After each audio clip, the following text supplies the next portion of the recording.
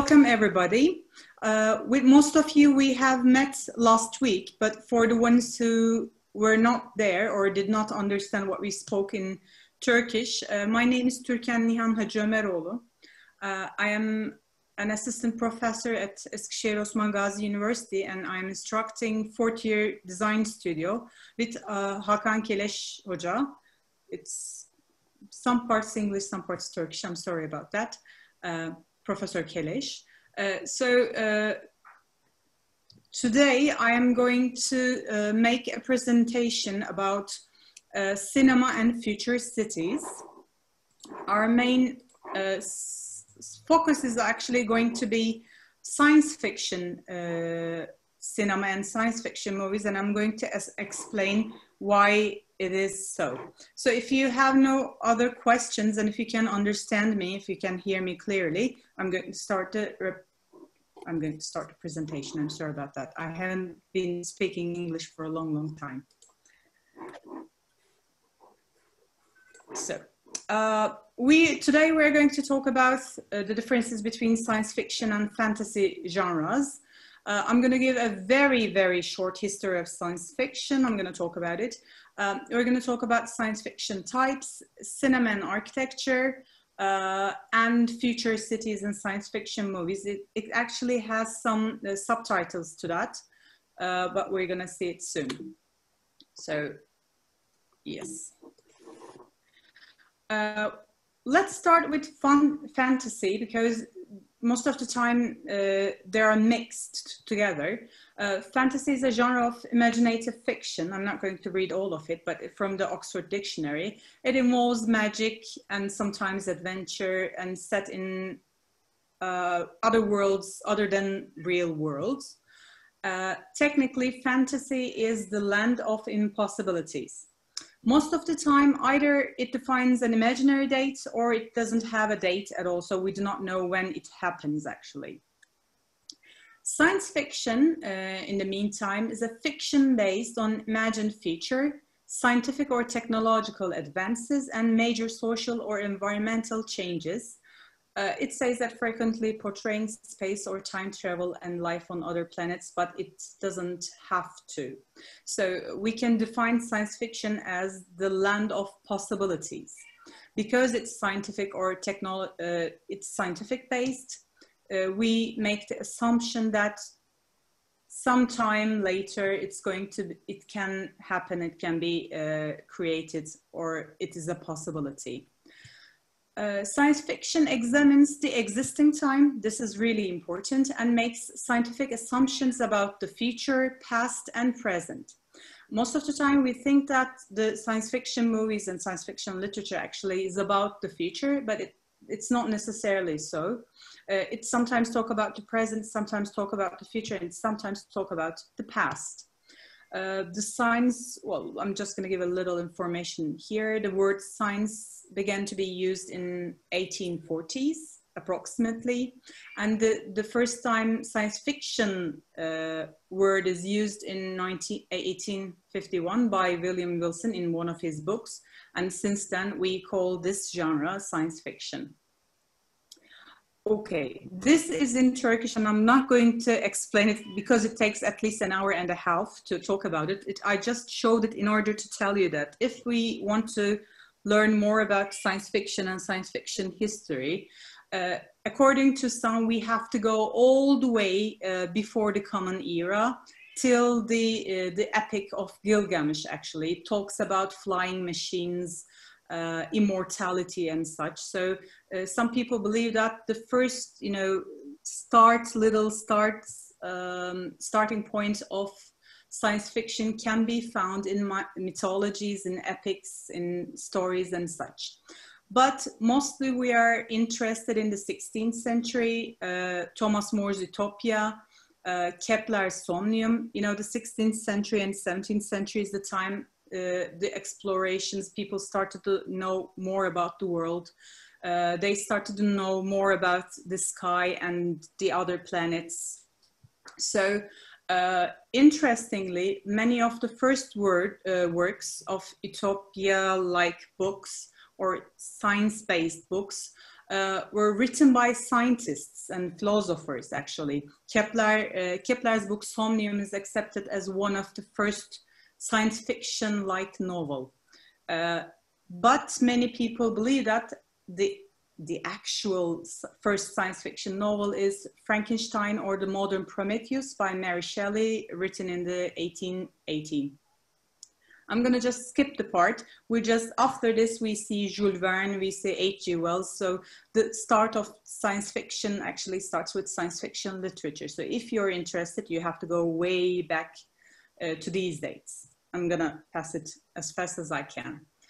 There are major themes of science fiction. Most of the time we can see the movies are based on these, select these themes, depending on the year we live.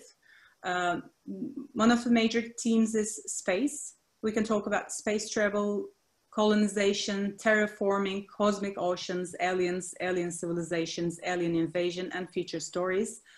If you look at science fiction movies for the last 10 years, you know, space travel, colonization in space, and terraforming are quite popular subjects. You can see many, many examples about them. Time is another major theme in science fiction movies. Journey to the future, journey to the past, other timelines, uchrony, it's history's divergence in a new direction. They imagine if in the past something happened differently, what would change in the world? So, for example, if Germany didn't lost the Second World War, what would happen to the world? That kind of subject. Immortality, end of the world, and post-apocalyptic societies are also in part of this theme. And again, if you look at the latest science fiction movies for the last decade, let's say, post-apocalyptic societies, end of the world, and journey to the future and past are quite popular subjects again. There are machines, either robots or electronic brains and artificial intelligences. They are quite actually recent subjects, and there are many movies about those in the last 5 to 10 years. Other worlds and other dimensions, we can talk about fourth dimension and others, parallel worlds, microscopic worlds and such. And transformed humans, mutated ones, clones, human machine breaks and things like that. One thing, before we go further, we have to explain one thing. Sometimes there's not a clear cut between science fiction and fantasy movies.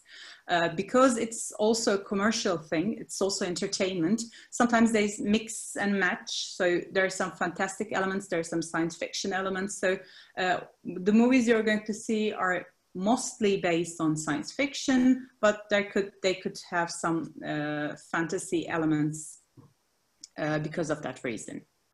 So if we come to cinema and architecture, we have to talk about two things. One is the representation. We're talking about the city image and architectural image. And one is the narrative. That's the story behind the imagery. So if we look at the image underneath, that's from The Fifth Element. It's actually Manhattan in 2300 and something.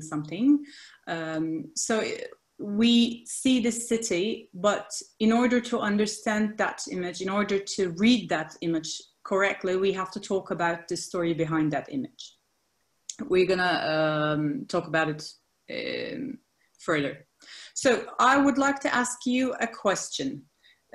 What makes a city change? What are the elements if they change, the city changes? Can you give examples for that? Anybody who would like to talk? Hocam, may I speak? Of course, please do so. Thank you. Politically dominant people who are in charge can change the city very, very much. Okay, so politics, you say, changes the That's quite good. Thank you. Anything else? Economic conditions. Economy can change the city. in many ways. Economy, that's a very good reason. It changes pretty much everything. Transportation. Transportation, one of our favorites. It's basically affected by politics and economy, but there are also some... Okay, Evrim, please do so. Can we say immigration? We can say the change in population, or we can say the change in culture, maybe something like that. Let's go with immigration, but we know what we meant.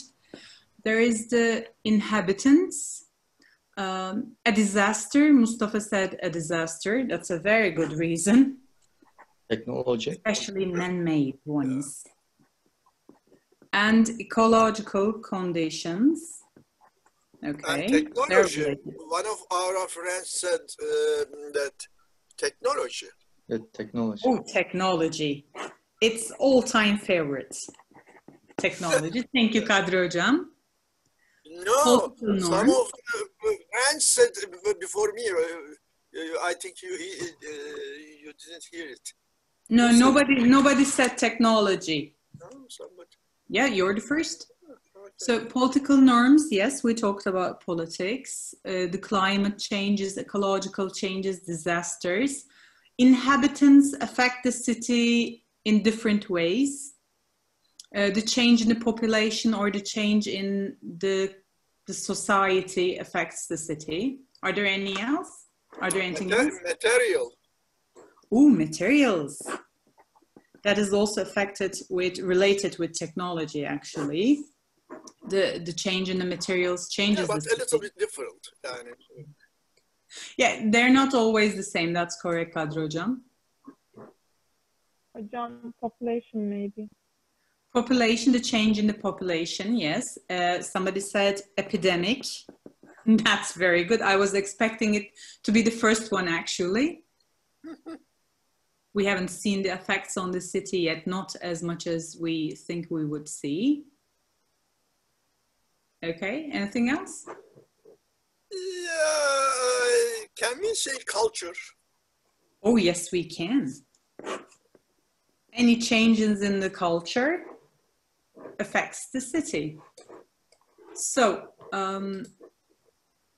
okay, I have one small issue. I'm sorry about that. I'm going to make you wait because I was looking at the chat. I cannot see my screen. Yes, now I'm in better position. I'm going back. Yes, so whatever you say is either in the representation part or in the narrative part. Normally we talk about this as a whole, but since we're talking about cinema, I kind of, divided them, but you should always know that it can be either in one or the other. It can change places or it can be in both of them. So that's completely okay. So when we're talking about representation, we talk about the city image and the architectural image. Changes in the cityscape or the urban morphology. We can talk about the unexpected growth of the city, either vertically or horizontally. Destruction of the city, reconstitution of the city and the city plan, and ecology. We can add a lot more to these titles, by the way. We can talk about the changes in the elements of the city, such as the transportation, either within the city, out of city, or within the architectural spaces. We can talk about materials. We can talk about technology, just like you said. We can talk about technical infrastructure. This is a word I spell not really well. We can talk about the user densities, the inhabitants we're talking about, population growth or decline. And we can talk about the changes in the body. Now, the fun part of cinema actually starts here, actually, according to me, because in cinema, we can change a lot of things.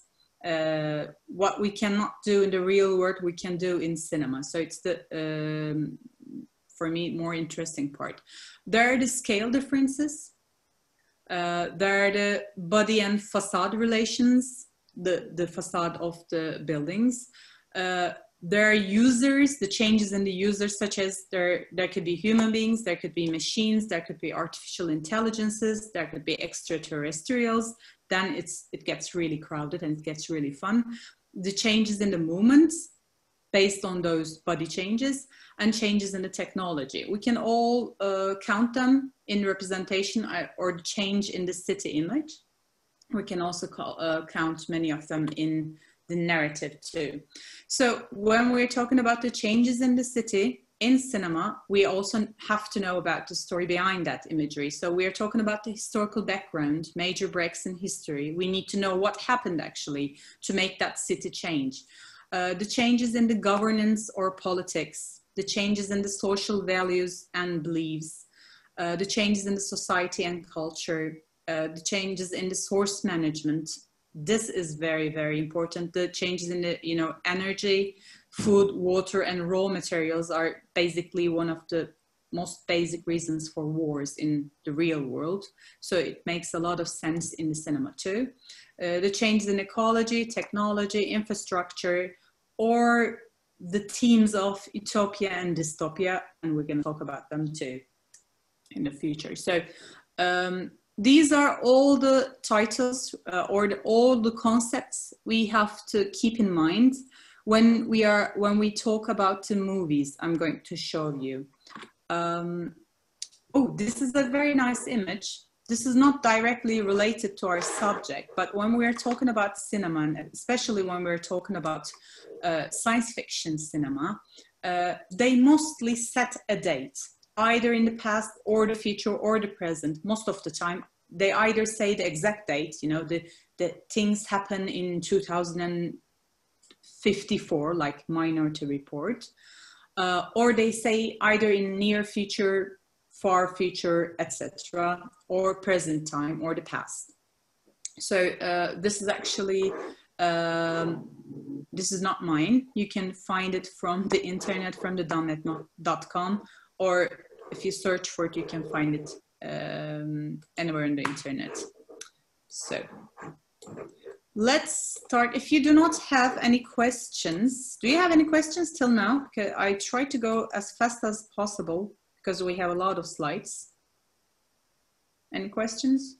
No? Okay. Let's start with future cities and science fiction movies. So when we are talking about future cities and science fiction movies, the first one we need to know, and I'm sure you have watched it before, is Metropolis. Are there anybody who did not watch Metropolis?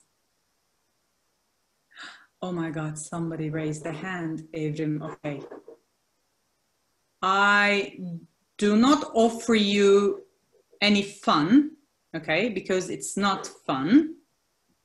Oh, Mariam also didn't watch it, okay. It's not really fun, but you need to watch it. Especially for this course and for the future references, you should know about this movie. Metropolis was shot actually in 1927 till 26, but they could not put it on the screen till 1927, so that's the date for it. And it was shot by Fritz Lang. The director was Fritz Lang, and it is one of the most famous dystopias, actually. When we talk about cinema and architecture, this movie is definitely going to come up on your screen or on your research for sure. The events happen in the future. It does not exactly give a date. They're the wealthy industrialists and businessmen, and they live above ground.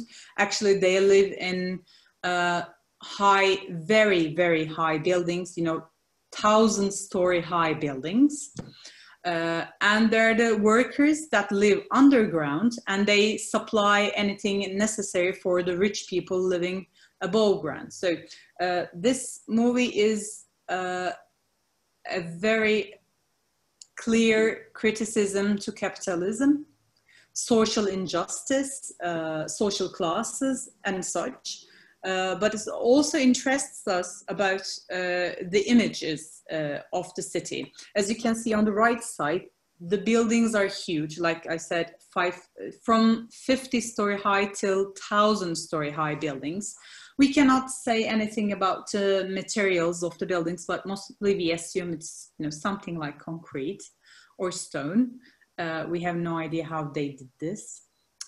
We can see roads and bridges at different levels. We can see planes, and please be careful about the planes because we're going to see them. We're going to see a lot of them. And there are also, you cannot see from this picture, but underneath there are also very different leveled passages for pedestrians and such. Sorry. Okay. This is the underground. The first two pictures on the left and on the right are the underground. The left side is the big machine that the workers have to work on. It supplies air or something to the above ground rich people. And they live on the right side in those buildings. And at the bottom, we can see how the rich lives above ground. The spaces are huge. And there are many researches on the subject of the style of these spaces, especially the spaces above ground and these open spaces. They claim that it's affected by the German architecture of those times. But the city image is known to be affected, actually inspired by New York, because Fritz Lang saw New York, those high-rise buildings of those times, and he was inspired by it. So please do know it.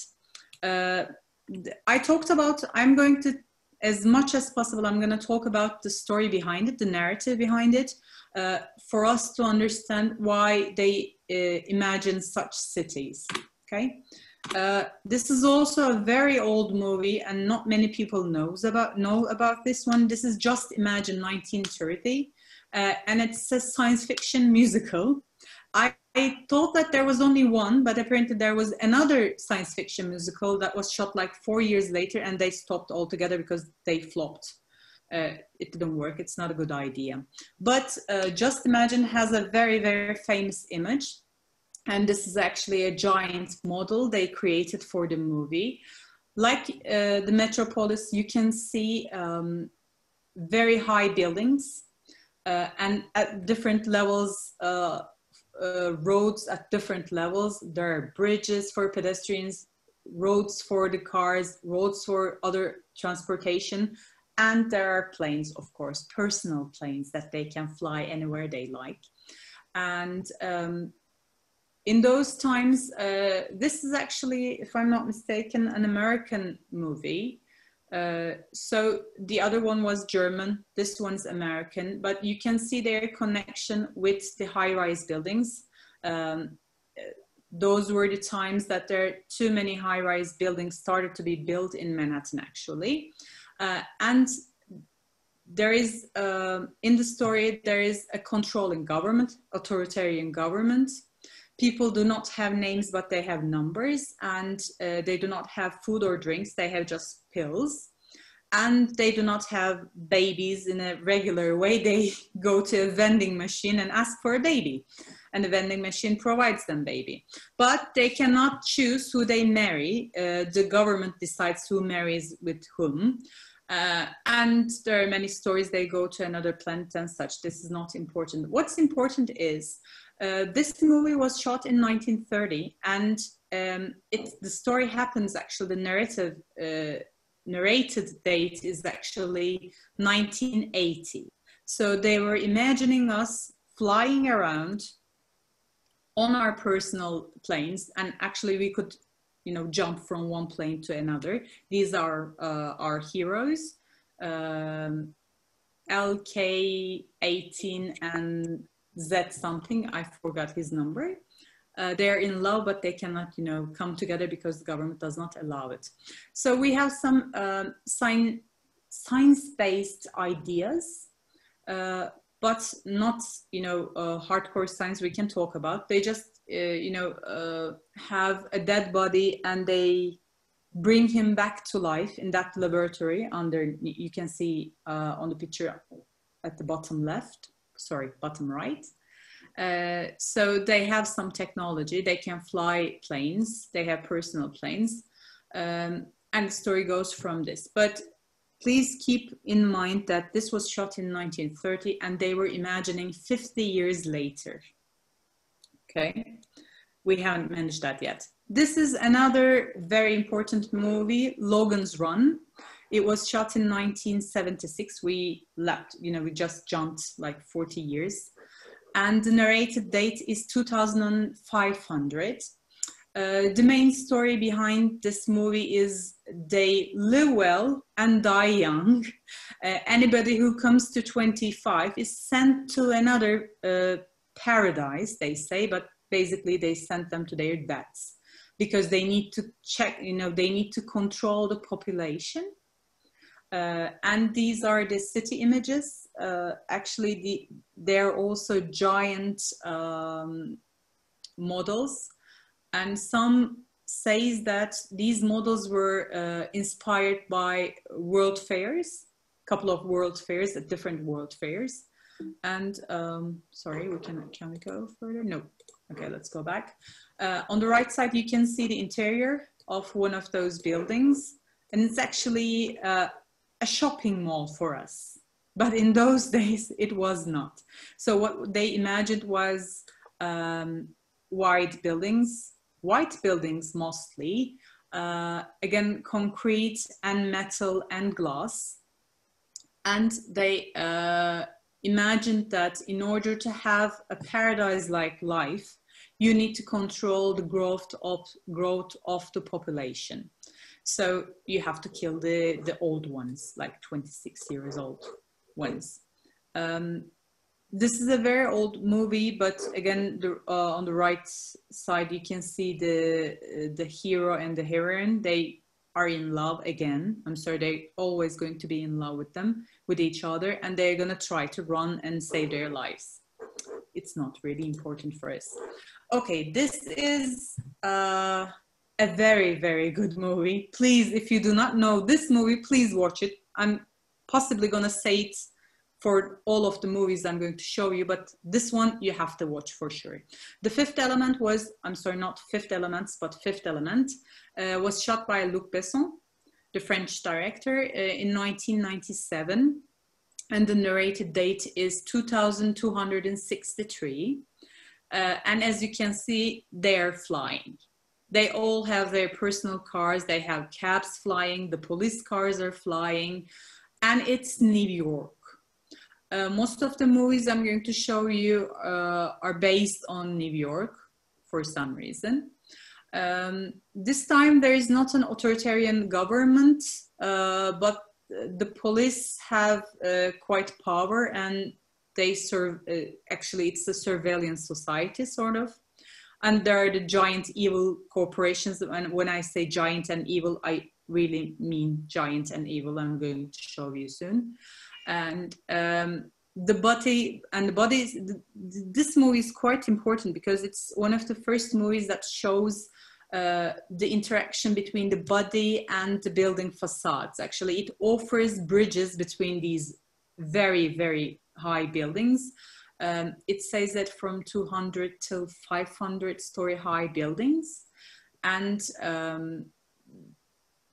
the transportation is flying, and it comes with certain changes in the architecture. If you do not know the movie, can you guess what these changes are? If you know the movie, you can talk too.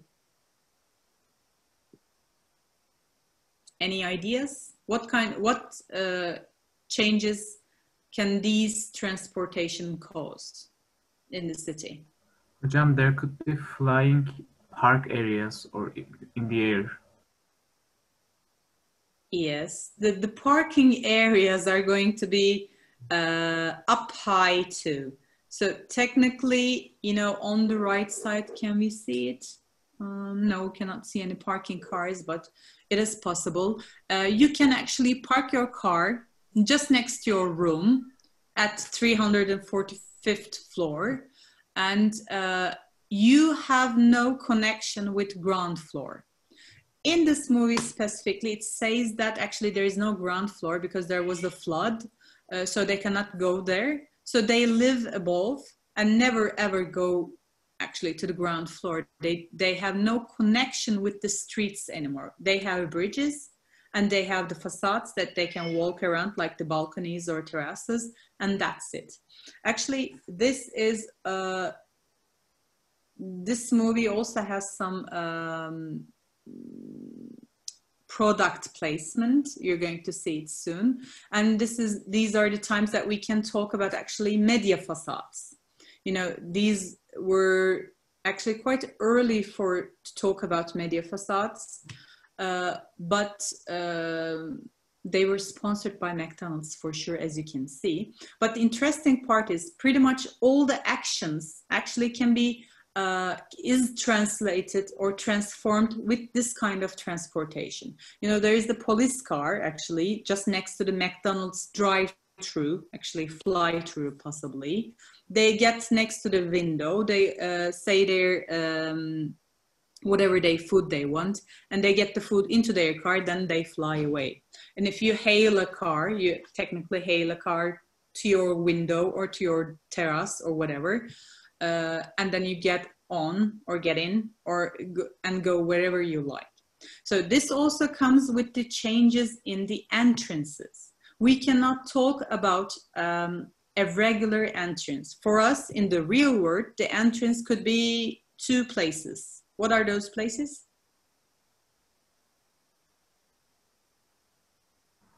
Ground Yeah. floor? Yes, we can either enter a building from the ground floor or Basement. If Where? there's an elevation. if there is a what? Elevation. Kotvark. Okay, yeah, let's still say that ground floor because we can walk from there. Or where? Roof entrance. Yes, we can enter from the roofs. Okay, we do not do it in Turkey much, but we know that in London, in a couple of buildings, and especially in New York and Shanghai, rich people travel by choppers, you know, helicopters. They travel by choppers and they actually fly to their own buildings, to the rooftop, and they land there. Then they get off the chopper and go to their offices, and in the evening they go back to their choppers and fly to their possibly either summer houses or suburb houses, whatever you can call it. So it is actually a way to enter a building, the roof or the ground floor. Now we can talk about all different kind of entrances at different levels. Wherever you can fly, you can technically enter. So this comes with a serious change in the general planning of a building. So that's quite interesting. This is also very nice. On the right side, you see our hero, Bruce Willis. He's Corbin Dallas. He's an ex-soldier, and he eats Chinese food. And when he's done with Chinese food, actually the Chinese food cart or the ship in this movie, moves away and goes to another place. So it's just like on the street, but they, imagined it flying at a different level. But they still try to keep the main cultural elements. On the left side, upper left side, you can see Corbin Dallas's room. Actually, it's not from the movie, it's a model made from the movie. But the buildings get high, but we were talking about the tyrannic, evil corporation. They do not pay much because there are a lot of people living in this city. So they live in capsule-like spaces. Whatever you do not need, it just, somehow changes to another function in the room. If you do not want to sleep anymore, the bed goes inside. If you want to shower, the shower comes down. If you don't want to shower goes up, and the kitchen appears and stuff like that. So it's a capsule-like life. It was shot in 1997, and you can find similar hotels and similar houses actually in Asia, in China and Japan. So it was quite believable for its time. And we talked about that it was a surveillance society, surveillance culture. So the houses have spaces that you have to put your hands on when the police calls out for you. And they have a special machine on the right side, you can see it. They can see inside your house. So that means that you have no privacy and you have no rights. So imagine a life like this, please. On the bottom, you can see the Evil Corporation's main building, Zorg building. Its style is, you know, mixed style, we can say. It has historical ornaments and such. We cannot define it exactly, but this movie has a caricature-like properties. So they have, for comedic reasons, they use such images, but you can still see the evil eye looking from there, from the center of the O. Now, we move to Elysium. Okay, sorry, if you're writing from something from chat, I cannot check it all the time. I'll try to check it as much as possible. Elysium was a movie shot in 2013. The Matt Damon was the main hero, and the narrated date was 2154. Sorry, somebody said something? Okay. It talks about a society, a serious social class problem on Earth. They trash the earth, technically, the human beings trash the earth, and the poor people and the slaves and the workers live on earth, and the rich people move to the space station, like circular thing on the right side, you can see in the picture, and they orbit Earth actually, and they have a connection with Earth. So the Earth sends them necessary equipment to live there, but they do not go down, and they do not allow the poor people or the workers to go up. So it's more like, you know, social class differences. You know, if you're rich, you go up to the paradise. I'm going to show you pictures. If you're poor, you cannot go there, and you have to slave yourself, your life, for the rest of your life on Earth. So the bottom is the Earth. How they trashed it and how it's changed. And on the top is the paradise. This is one of the rings you have seen, and it's green, and it has a lot of areas. The houses are big. They have the best medical facilities and such and such. They have vegetables, they have animals and such. So this is sort of an utopia for the rich people and a dystopia for the poor people. Maybe you'll remember this. This is a slightly newer movie. Star Trek, I'm sorry, okay, I should not touch anything. Star Trek Beyond, it was shot in 2016, and the narrated date is 2233. This is Yorktown, because the Federation does not want to cause problems to any planets or favor any planets. They build their own planet. It's actually technically a colonization on a man-made planet in space. It has a very interesting, actually, structure. P.S. a small note: most of the movie was shot in Dubai, if I'm not mistaken, for the Yorktown parts of the movie. So you can, you know, make out some of the buildings.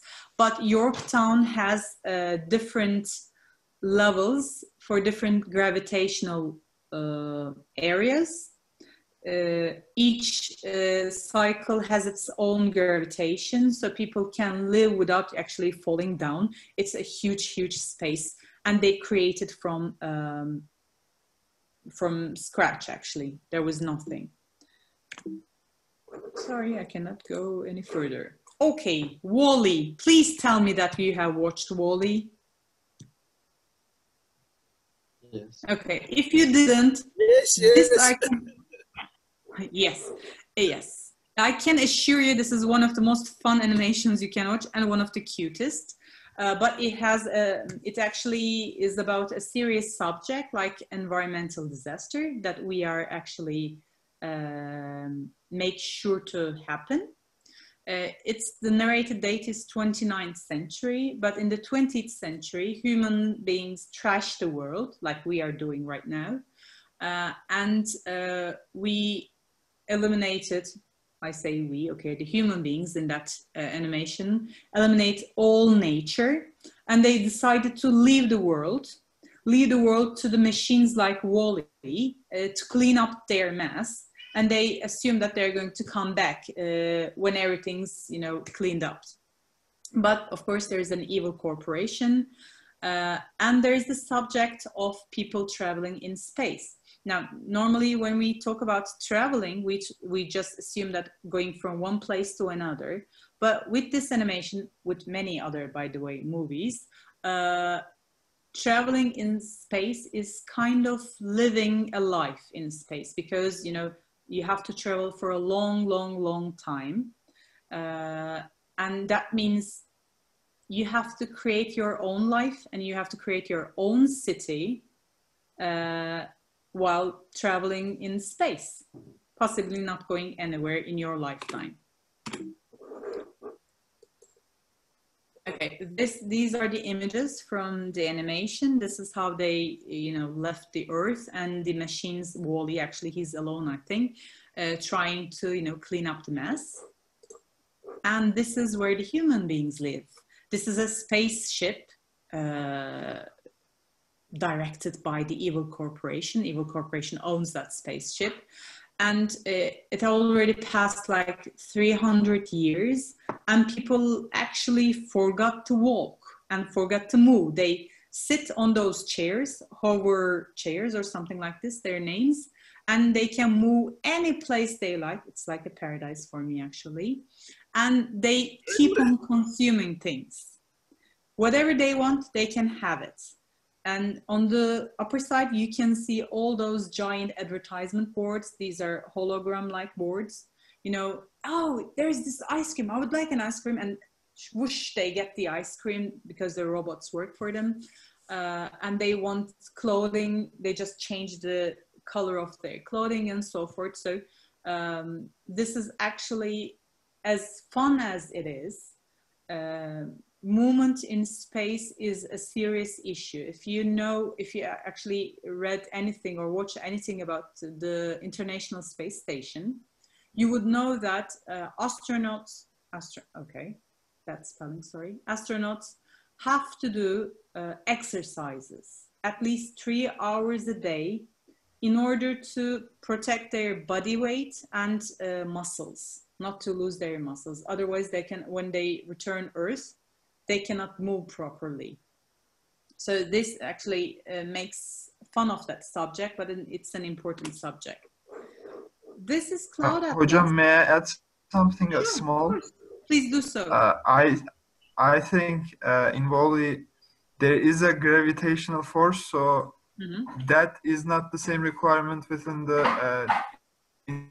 International Space Station, because they have gravity there. But yes, I understand. In the movie, not. In the movie, not. In the movie, it just makes a criticism of people's, you know, consuming life. You know, they just eat and drink and move without actually moving from place to place and not living properly. So that's a criticism to that. But in ISS, it's a necessity. Thank you for that. This is Cloud Atlas.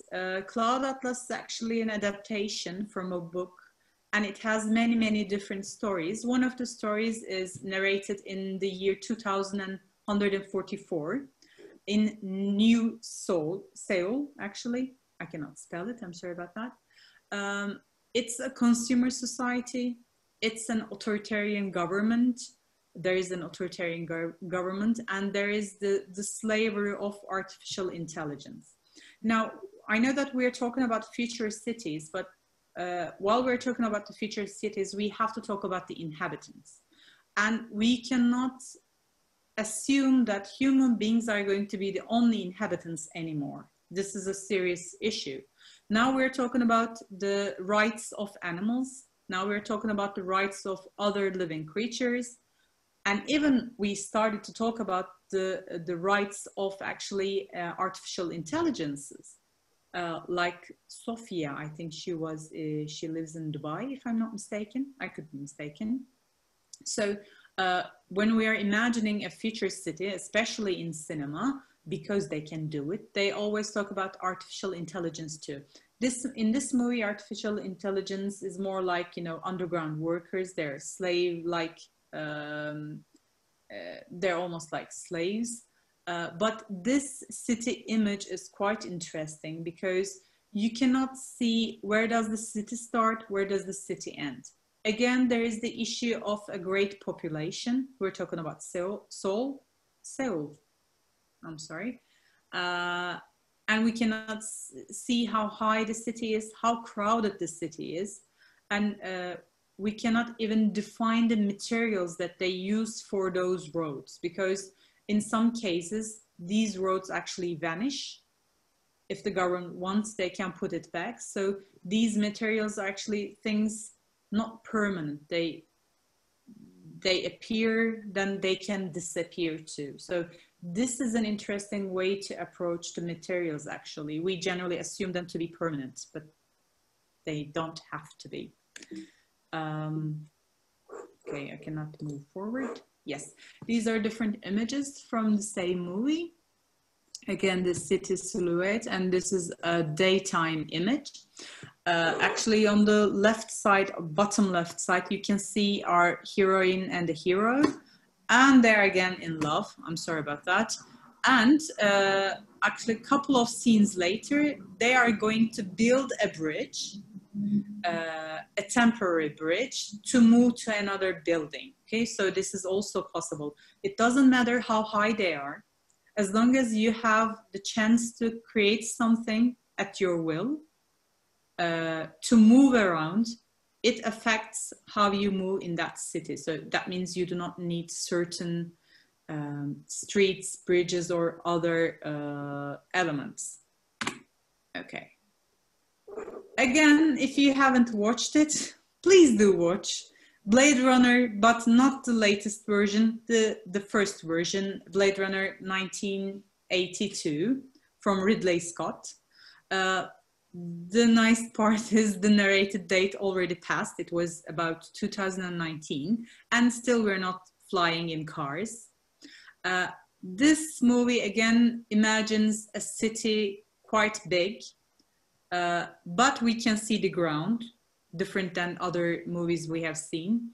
It's overcrowded, culturally mixed.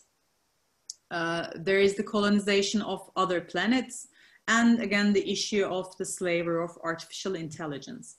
Now, we talk about artificial intelligence in this movie, but the issue of artificial intelligence is a little different, because many people assume that it was not a criticism towards artificial intelligence as slavery, but actually it was a criticism to the society and capitalism, you know, using this movie.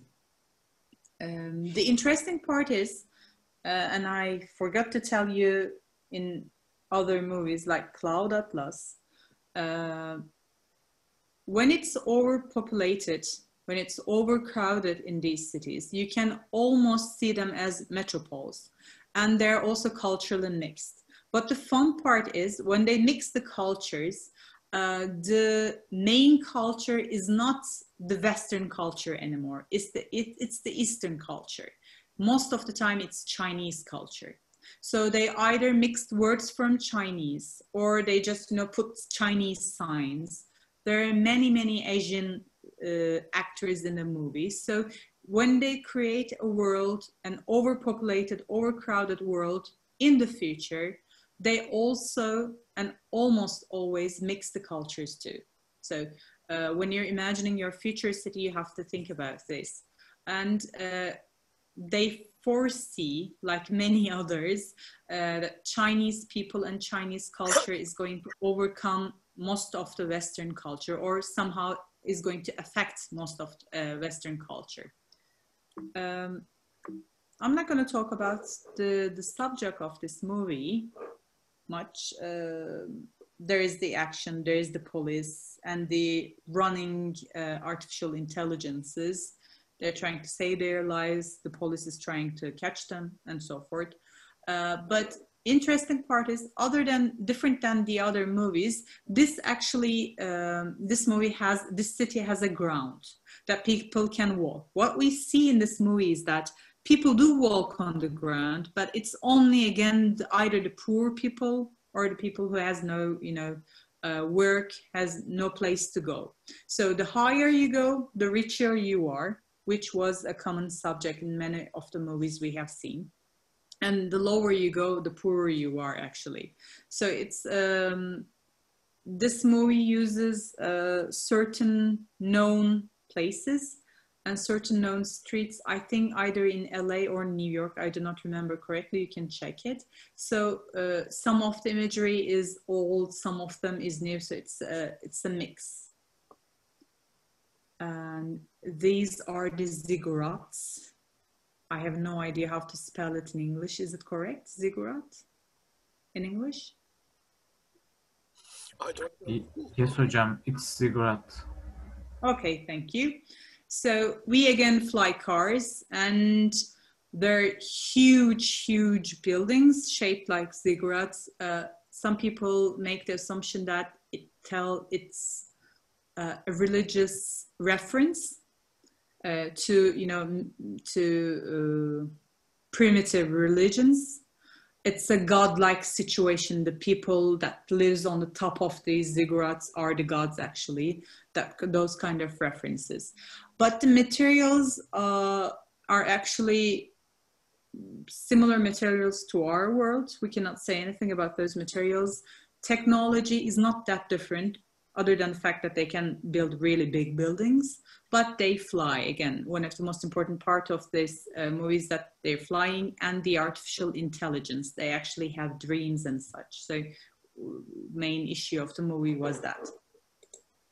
Okay, I'm gonna pass through this as fast as possible. Immortal Advitam was again shot by a French director, Enki Bilal. It was adapted from his own, cartoon, is that the correct word? In 2004. And the narrated date is far future, it doesn't say exactly when. It's quite mixed. There are the Egyptian gods, there are a lot of mythologies, but things happen in actually New York again. This is New York in the future. But the government is again authoritarian government. It's again surveillance society, and there are gene mutations, so people can fly and such. And there are amazing giant advertisement boards you're going to see now. You can see the size of the city. We can see the ground actually also in this movie, but it's frozen. Again, they're flying by cars. That means the changes to the entrances to the buildings. But in this movie, the cars cannot fly any place they like. They have to, strap themselves to, how to say it, steel bars on top. So the entrances are fixed. They have to go in a certain direction. They have to go in certain roads. They have to follow certain roads. So they cannot go wherever they like, but this defines technically where the entrances are going to be. And there is the moving giant holographic advertisement boards. So I showed you many, many similar worlds, actually, many, many similar city images, and the media facades and the advertisements, the growth of the city, the horizontal, vertical growth of the city, overpopulation, humans plus artificial intelligence, flying cars, the change in the transportation, change in the materials, were common subjects, if you can remember. Before I start Equilibrium, would you like to have a break or shall I continue? Hocalarım? I don't mind continuing. Söylesinler bizden çok. Yes, I think it is up to the students. We can have a break if you. By the way, thank you for the correction. Equilibrium was shot in 2002. Well, you know, it was in the cinemas 2002. It doesn't exactly say the date, but it says near future. Again, we have an authoritarian government. There is the surveillance society. You know, you get the picture. There is the oppressed and brainwashed people. Actually, oppression and brainwashing is not a new subject in this movie, but one thing is that they have to take some kind of medicine. I'm sorry. They have to take some kind of medicine in order to suppress their feelings. That's one of the things in the movie. But brainwashing is done with, you know, screens all the time. And again, like we talked, it's not a new subject. We're going to talk about that any further. So this, in this movie, there is the old town. On the upper side, you can see the upper image. That's the old town. And it says that because people were greedy, because people wanted to have things, they fought with each other, and there was a war, and the world was destroyed. So they thought that if we have no feelings, we're not going to have any hate, we're not going to have any violence, we can live a peaceful life. So they make people take one kind of drug, and it expresses their feelings. Actually, it's, you know, it starts as an utopian society, but most of the time it turns into a dystopian society, and this is also a dystopic movie. So this is the new town they built afterwards. Again, it's high-rise buildings, but we can see the ground. They're mostly either stone, concrete, or materials close to that.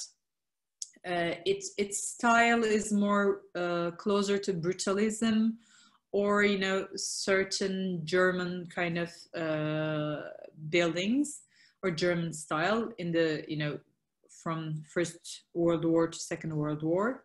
And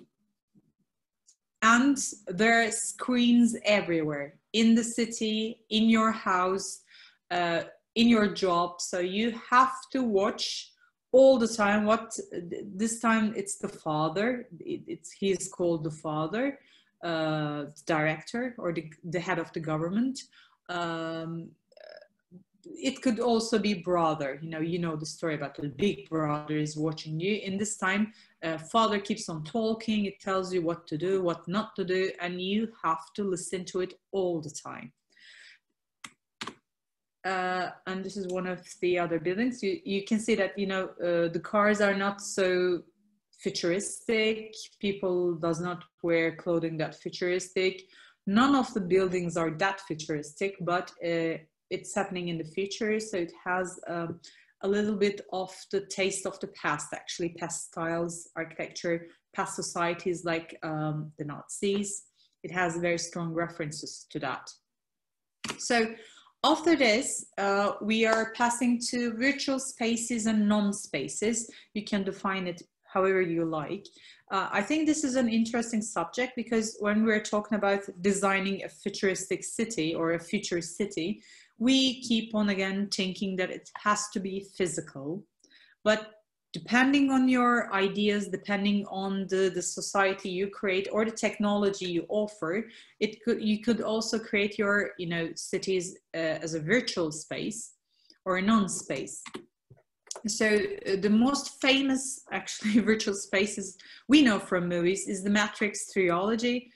I'm afraid to ask if you have watched it. I'm not going to ask it, because every time you say no, I really get heartbroken. But please, if you haven't watched it, do watch it. It still is current. It still is really good movie. You know, it's a series, actually, 3 movies. What happens is that it is said that the machines that human beings created take over and take control of the world. But because they needed energy, they decided to use human body. You know that human body creates energy. So they put human beings in pods, and oh, I should have put a picture of it, but I didn't, I'm sorry. They put human beings in pods and create this virtual world. It's called the Matrix. And we actually think that we are living it, but actually we're just dreaming about it, and we are producing energy for machines to use. So this is the story behind it. I told it in a very, very bad way. It's a really good movie, and it has many references to, especially to biblical works too. But these are two of the virtual spaces, actually in between spaces. There is the real world, which is devastated after the nuclear war between the human beings and the machines, which machines won, by the way. And human beings retreated to the underground. They still keep fighting with the machines, but they have to go to the Matrix in order to do that. So this space is somehow an in-between space, like, you know, Lost. They can do pretty much whatever they want using their computers. The interesting part is that it is really, really, really difficult to define a space in cinema, because cinema is a visual art. You know, whatever happens, any kind of action comes with its own space, with its defined space. So it's really difficult not to create a space for it. So that's what they do, is they create a hollow space, but we can still understand what kind of a space it is from the ground. Okay, there's at least the ground, they walk on it. You know, there are no walls, there are no ceilings, there are no limits to it, but thanks to the other elements, the furniture and, you know, the cupboards that's coming close to us, you cannot see it on the upper floor. There are tons of guns coming to us. So we can actually define a space, you know, small spaces that we can define, but still we can define it. Please do keep in your mind that as human beings, we almost always connect a space with an action. Whatever we are doing, we always imagine a space related to that action. So these virtual spaces and non-spaces are working with that idea. Tron, there's actually two versions of it. The first one is 1982. The second one is 2010, if I'm not mistaken, and I can be mistaken. I forget easily. Nihan Hocam, Yes. Hocam, may I add a small thing about Matrix? Maybe you said it, Sure. but Yeah, sure. Please I do came so. a little late. In that trilogy, the word architect Yes. is a very important architect used as a god in that film. So it's important for us. Thanks. He's the bad guy, but we still like him because he's the architect. Yes. Actually, there are several films define, you know, relate gods with architects. Actually, this is not the only example. But in this world, the machine that creates this world for the human beings, that creates the matrix for the human beings, is the architect, and he is the all-powerful God. So it's really fun to watch it in that sense too. Hocam, may I kindly interrupt? Sure. I think there's also, as I remember so far, there was also a painting named The Architect, and in which Jesus, or the God's impression, was holding an image of the universe itself. Do you recall something as such? I don't. But, you know, if you can find it and write it down to the chat, I would be very happy to check it. I will send the link precisely. Okay, I cannot remember it. But I know that there are a couple of movies, you know, that uses architects as gods. Why not? We are sort of. Yes, we are gods. Yeah. Very sort of, yes. If we are successful with our designs, we are gods. If you're not successful, we are bad gods. Yeah. They're Devil. gonna overturn us.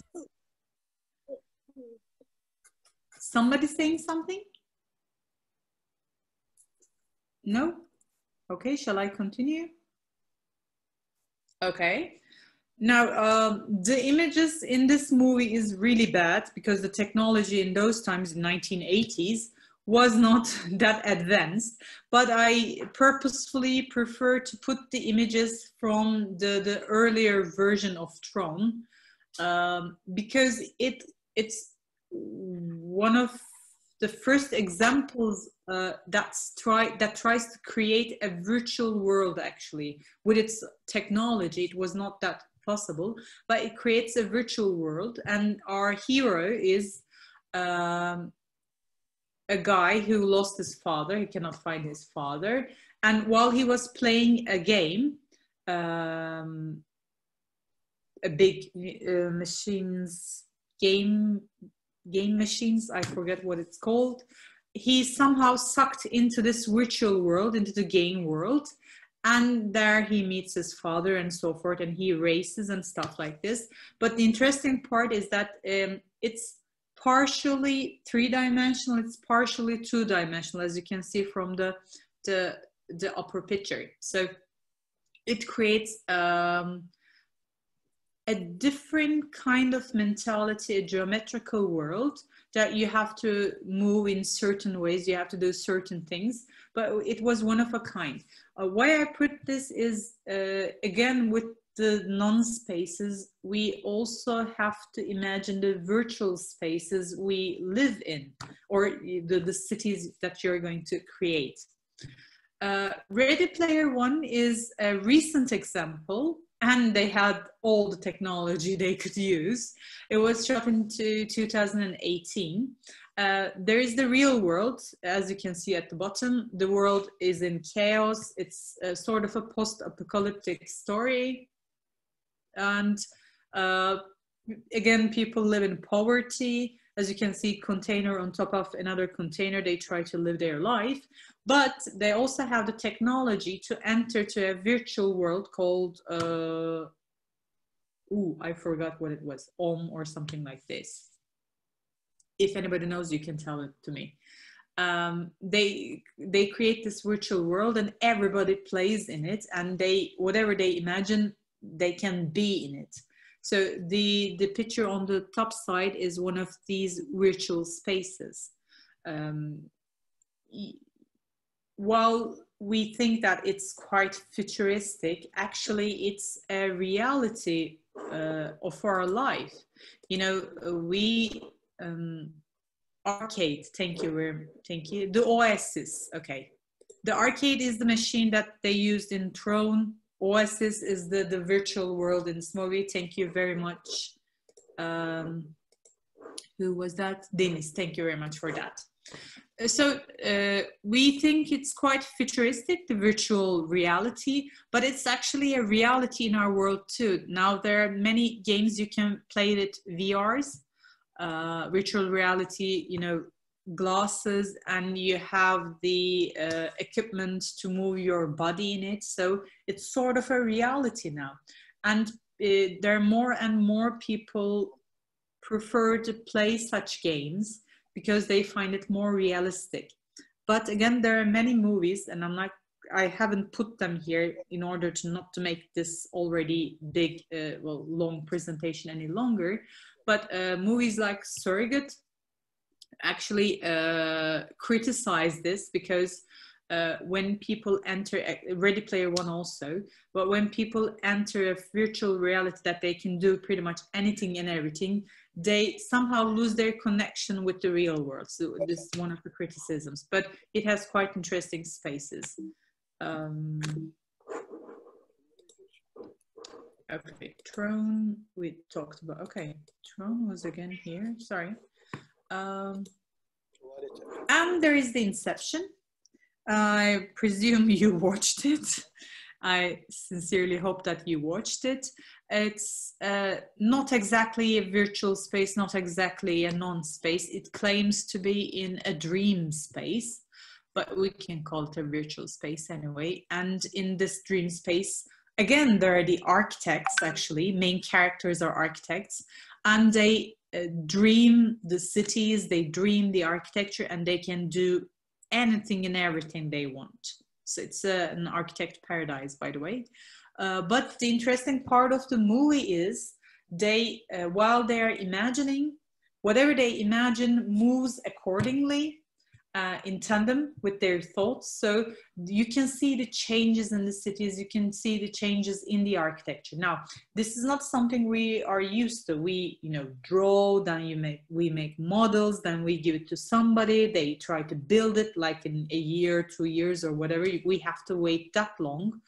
But if we had the power to change as soon as we thought about it, what would change in that city, or what would change in architecture? Can you imagine this? Please do imagine this, by the way, because there is some people trying to create this technology, not with buildings, but three-dimensional models. Whatever you think, it changes the model according to your thoughts. So this is also a possibility, maybe a possibility in the future for the models, three-dimensional models or holograms, not for reality, but who knows what will happen in 500 years. I just named them utopias and dystopias, but many of the movies we watched were actually dystopias. The reason why I named them utopias and dystopias is that they're quite known examples. This is Fahrenheit 451. It's actually an adaptation from a book. Please, if you haven't read it, read it.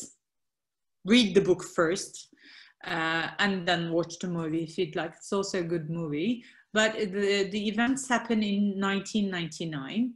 Now, none of these imageries may be interesting or futuristic for you, but the time it was shot, the use of the flat screens and putting it in the focus of the living room was something new. Okay, it was a warning, possibly a warning for the future.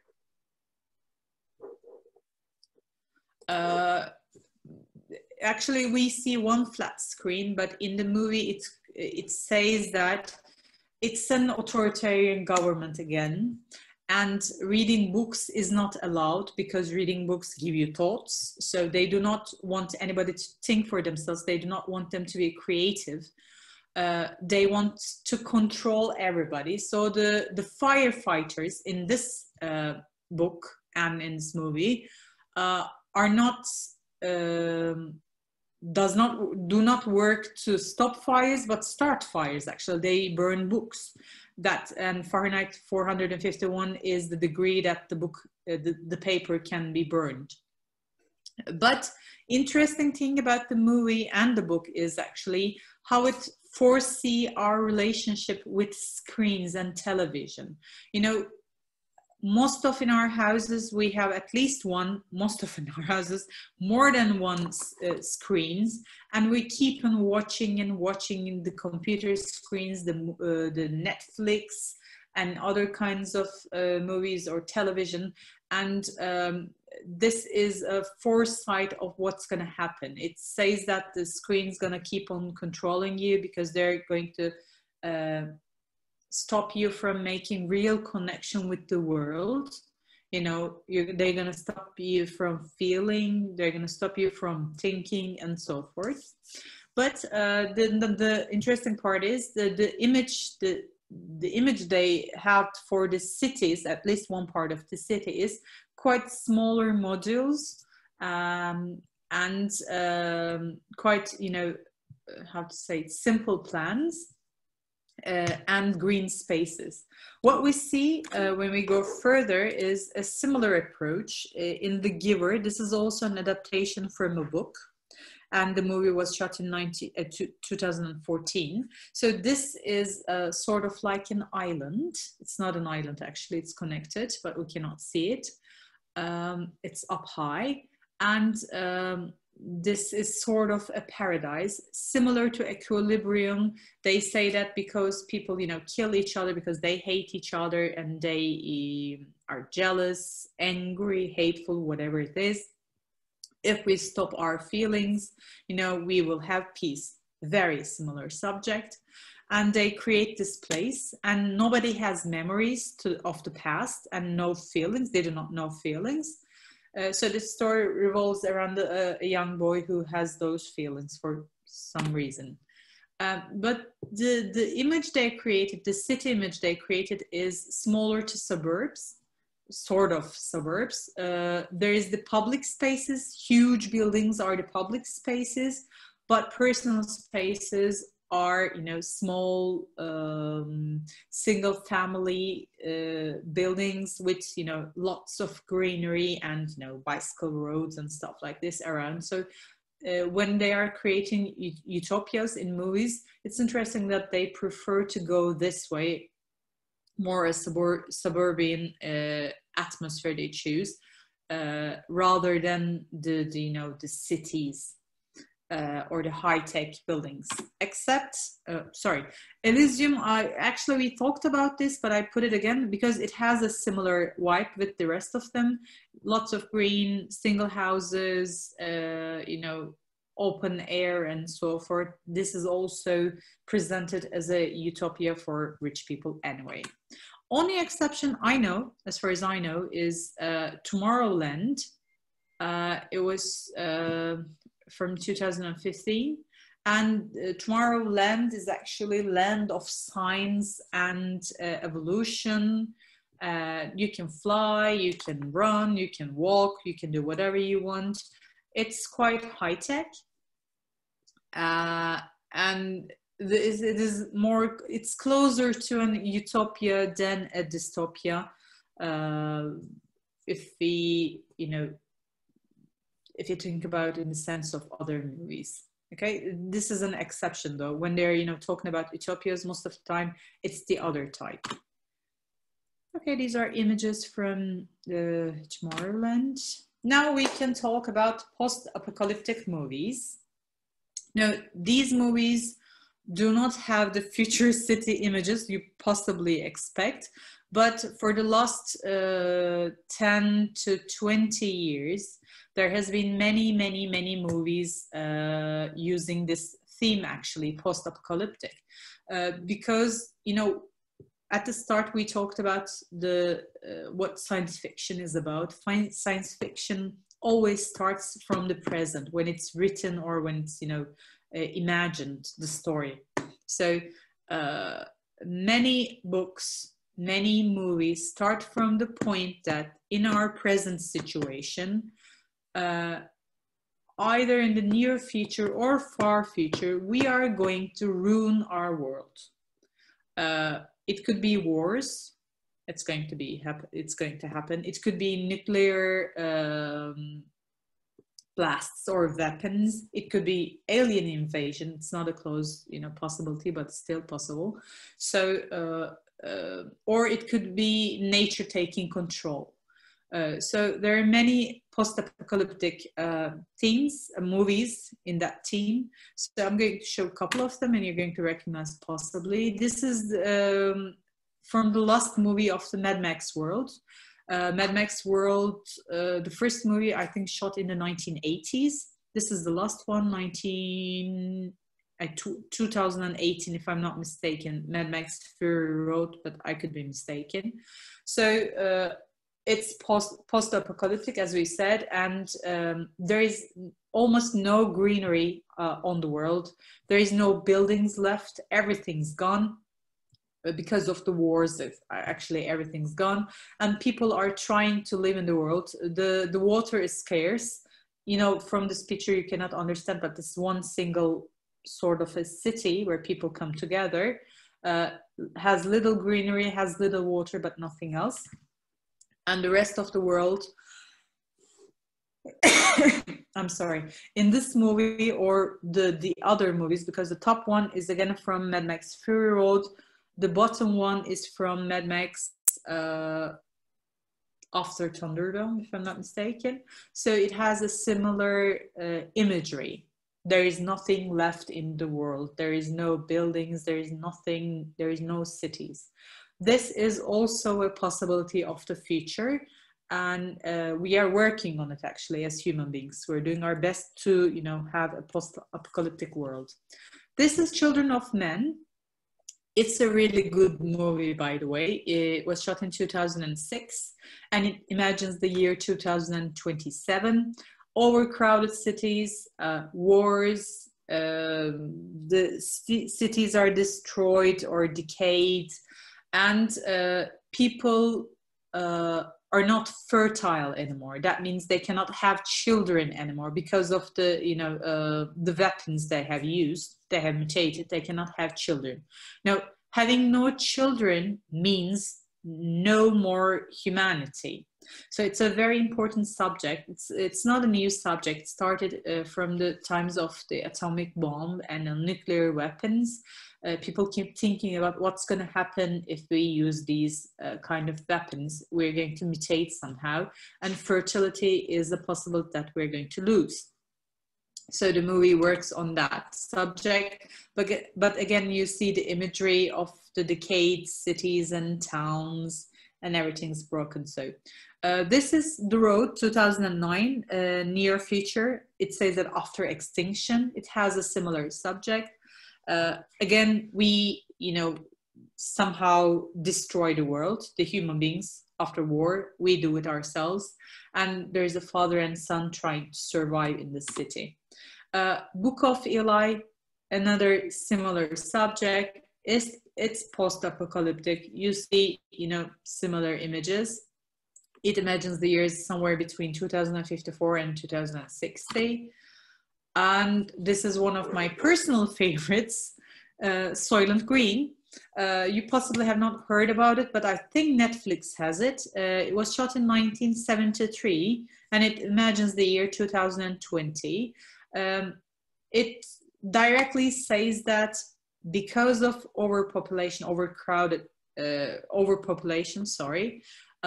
people has no more sources anymore. They have no food, they have no water, they have no clean water too, either, and they have no place to live. So it's a total chaos.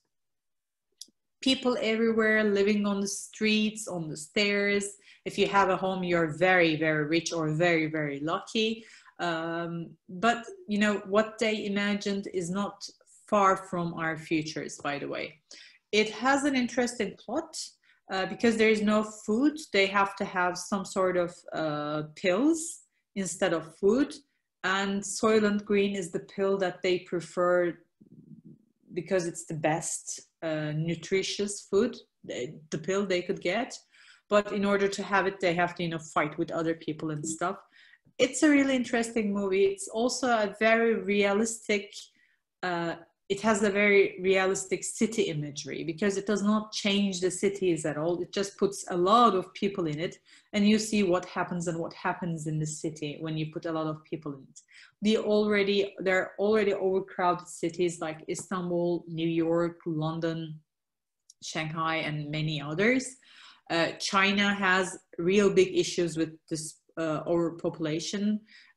India has very big problems with overpopulation. Some parts of Brazil also have. Actually, you can see from the COVID results, the deaths are, you know, supported by the overcrowded areas. The numbers are supported by the overcrowded areas, as you can see. I'm not going to say the ending because it has an interesting ending if you'd like to watch. Interesting part of the movie is that they have suicide rooms or suicide places that, since there are too many people, they suggest you to, you know, kill yourself, and they provide a space for this. You know, there is this building on the left side. This one of the main characters is going to the space. Actually, the one on the right is the main character. Go to this suicide place, and this is the suicide room. It's quite comfortable. It's clean. They, I think, give you something to eat too. You just, you know, get on the bed and they have screens around you, if you can see on the top right image, and you slowly die. So this movie has this idea, and it looks so romantic. It's something so macabre and so terrifying. But they say that if you're overcrowded, if you're overpopulated, there is nothing else we can do. Either we kill each other or we kill ourselves. So that's one of the striking parts of this movie. Waterworld is not that good of a movie, but it has an interesting idea. It says that, again, it's post-apocalyptic, far in the future. There is no land anymore. That's one of the possibilities, by the way, we're facing, one of the dangers we are facing after the ice caps are started to melt. It says that water is everywhere, so they rebuilt their sort of communities and their sort of living places, like small cities and towns, but they're water towns. They're not built well. They just use whatever material they can find. And they fight for clean water because they're on the sea, and they fight for any kind of material they can find, and they fight for energy sources, which is going to happen, by the way, in the future. Many of the wars happening in the world are because of energy sources. These are the these are the places that built from scrap parts. There are jet skis and there are ships and all kind of different water vehicles. Now we're about to end, by the way. We move to near future and possible scenarios. Again, if you haven't watched it, please do watch it. It was a very good movie, I think, in my opinion. The Martian in 2015, Matt Damon plays the astronaut again. It's close to our times, and there is an astronaut left on Mars, and he tries to survive. He has a hub built before by NASA. The interesting thing about this movie is almost everything, I'm saying, not everything, but almost everything is supported by NASA. So almost everything they do in the movie and use in the movie is scientifically possible. Many of the hub plans, many of the ways of surviving is supported by NASA engineers. They actually work together. It's an adaptation from a book who was written by a scientist. When we're talking about future cities, we keep on thinking about Earth, but colonization has to happen in the end, because we are going to overpopulate the Earth, or we're going to use everything, all the sources and resources, and we have to go away. So colonization, the start of the colonization is quite possible. Actually, NASA for the last 40 years, if I'm not mistaken, is working on projects related to Mars colonization. They have competitions each and every year about materials, technology, and architecture of these colonies. If you're interested in these subjects, please do check their website. This is also a future possibility and quite a realistic one. So living on a different planet. Interstellar has other issues like time travel besides space travel, but it starts with the subject that in year 2067 we are going to use all the resources on Earth. We are going to be overcrowded, and we are going to be fighting with Mother Nature, and it's fighting with us in order to protect itself, because we ruined nature too. So again, people has to go to other planets to colonize, and the story goes after this. They try to find suitable planets. These are two of the examples of these planets. And they try to, live there if there are suitable basic, how to say it, if they are suitable, okay, for a living. That's, I cannot say anything about that anymore. Okay. Last subject is space travel and cities. I talked about this at the beginning of the presentation. We keep on imagining building the same way we have always built. We like with the materials we have built, we imagine that they're going to stay in their places, and human beings are going to be the ones moving from one place to another. But there's also the possibility of space travel. Space travel, because of the distances on space, it's going to take a lot of time. So when NASA and other institutes are working on the projects of colonization, they also imagine that at least 1 or 2 generations going to be traveling, you know, gonna born, live and die during the travel. So spaceships are sort of new kind of cities, like moving cities, like the Archigram imagined ones, but on space. The one on the upper side is from, I'm sorry, I added these pictures at the last minute. So the one on the upper side is from The Passenger. There's a colony there actually living there, but they're all sleeping except 2. The bottom one is from The Martian. That's the spaceship that took the astronauts from Earth to Mars and back to Earth. Again, the top one is from Interstellar. The bottom one is from Elysium. We already talked about this. And the top one is from 2001, A Space Odyssey. And the bottom one is from one of my favorite movies. I just forgot its name, but I will remember soon. It was shot, Silent Running. I'm sorry, it was shot in 1972. Actually, as you can see, actually it's a model. It's not from the movie, but a model made from the movie. The image was not that good.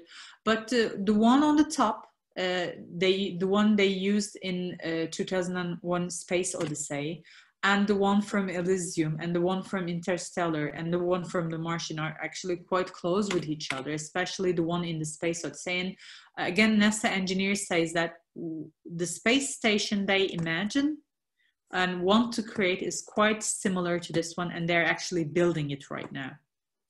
So when we are imagining future cities, this is one possibility of way of living. If you're still listening, do you have any questions? If you're not sleeping and listening, the presentation is done finally. I'm gonna stop sharing so I can see you. Thank you very much for listening to me, by the way. Do you have any questions, anything you would like to add? Any movies I should have put but didn't? Any subjects you said that you should have? May I say something? Sure. It's not a movie, but it's a series on Blue TV. It's The Handmaid's Tale, and it's about a diplomatic dystopia, I think, and ecological also, but it's not too emphasized. There are many architectural representations of a dystopia, examples of architectural representations in the series, so it can be beneficial if anybody wants to see the series. Yeah. And I would actually suggest you first to read the book, because it's also an adaptation from a book of Margaret Atwood's, but it has many references, you're correct, but I try to avoid the series as much as possible because they have too much things. But it's a really interesting one. Thank you for that. Maybe your friends would be interested in that subject. Actually, the subject is also interesting. Hocam, I also think while it is not cinema directly, Black Mirror's, some of the Black Mirror's episodes may provide an interesting dystopian futures in some cases.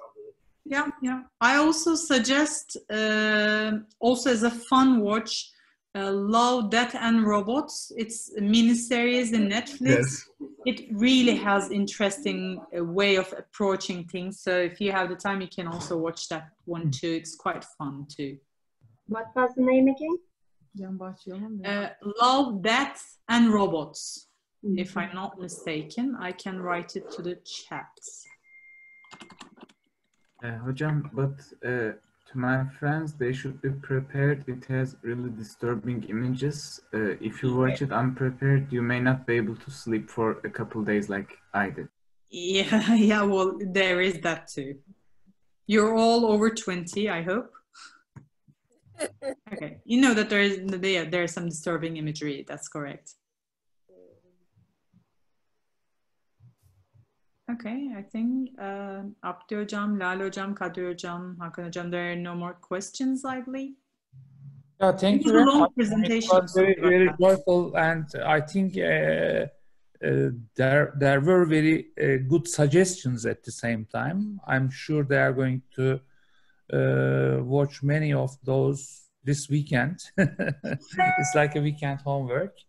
Thank you very much for joining us, and we would like to see you also in our juries. Thank you. I think especially in the beginning you have given very, very briefly, but very, I think, thoroughly, a brief, thorough, I would say, perspective about the definitions of science fiction and fantasy and the types and the main themes that has been dealt within the movies. I think that was excellent, because you never know where one ends and the other starts. So I think this will create a background for our project as to where we will define the future, the concept of future, in which sense. Of course, we would not be perhaps going to the fantasy side, obviously, but where do we stand between being science fiction and being realizable? So I think there has to be kind of a balance between where to end the conceptualization of our studio project. I think it should not probably go too far to become a science fiction, but rather it may have features of a science-based idea. But of course, I think it has to have a base that a real situation or a real new type of settlement or a social system could be based. So for this, I think the best part would be to look back to your introduction. And of course, all these movies in the morning, I think, really cheered us all up. I mean, I am also motivated to watch some of the films you have shown. So thank you very much for this very thorough lecture.